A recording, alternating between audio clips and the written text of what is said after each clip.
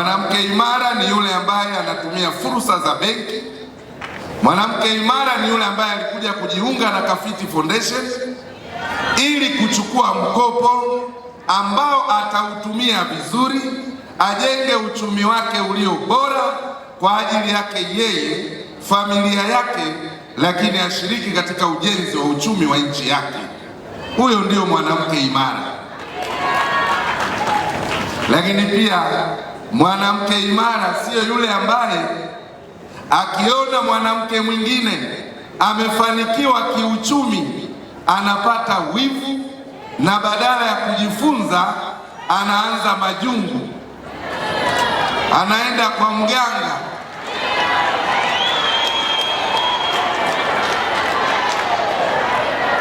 Mwanamke imara ni yule ambaye anapoona mwanamke mwenzie amefanikiwa, naye anapenda kutamani ajifunze mwenzie amefanikiwa kwa sababu zipi.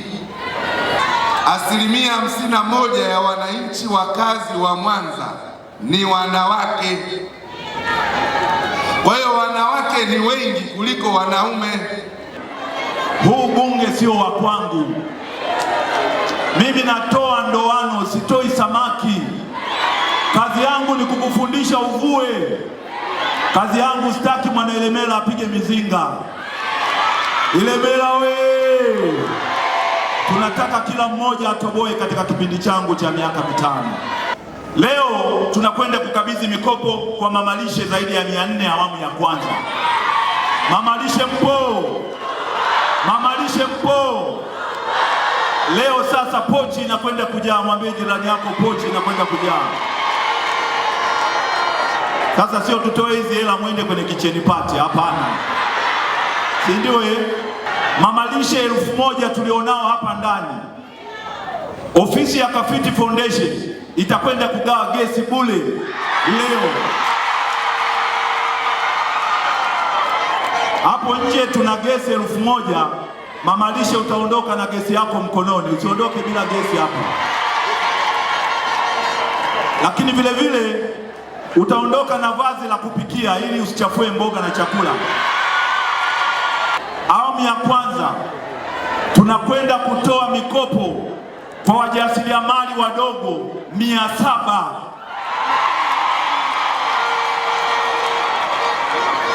Kwa hiyo ndugu zangu, hapo mlipo wale watu 400 wa mamalishe, hela tayari iko kwenye akaunti. Angalia balance, ingia hapo sim banking, angalia balance. Ndugu zangu wajasiriamali wadogo 700, pesa iko benki tayari, angalia akaunti yako.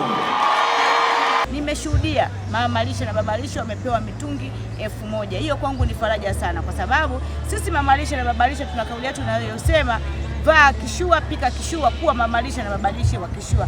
Hiyo inamaanisha nini? Inamaanisha unapopikia nishati safi tayari umepika kishua, unapovaa apron, unapovaa sare safi unavaa kishua. Mjasiriamali yoyote, uwe mama uwe baba, unapokopa pesa hakikisha unarejesha kwa wakati. Na pesa ya kukopa sio pesa yako, umeazimwa uizungushie na usijiingize kwenye vitu vingine. Hakikisha unarejesha fedha ili sisi tunaosimamia hizi taasisi ya mamalishe na babalishe tuendelee kuaminika benki. Na pia nipende kuchukua nafasi hii kuwaasa mamalishe na babalishe popote Tanzania, tulinde amani ya nchi yetu.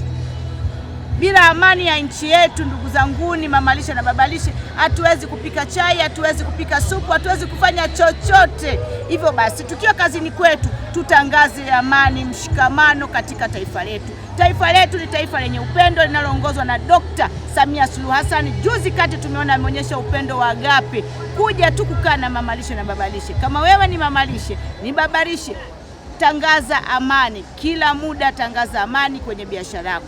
Kuanzia mwezi ujao tunaanza safari zetu za Tanzania nzima, mkoa kwa mkoa, ambayo tutaenda kuongea na mamalishe na kuhamasisha na kuwapa elimu. Mamalishe wanahitaji elimu ya kujua kutumia nishati safi, mamalishe wanahitaji elimu ya kifedha, mamalishe wanahitaji elimu nyingi sana. Hivyo basi tunamshukuru sana Mheshimiwa Rais kwa kutukabidhi kwenye wizara tofauti tofauti ili tuweze kufanya nazo kazi. Tunamshukuru sana. Haikuwa jambo rahisi, lakini tunamshukuru sana Mheshimiwa Rais kwa kutuona kundi hili na kuja kutusikiliza.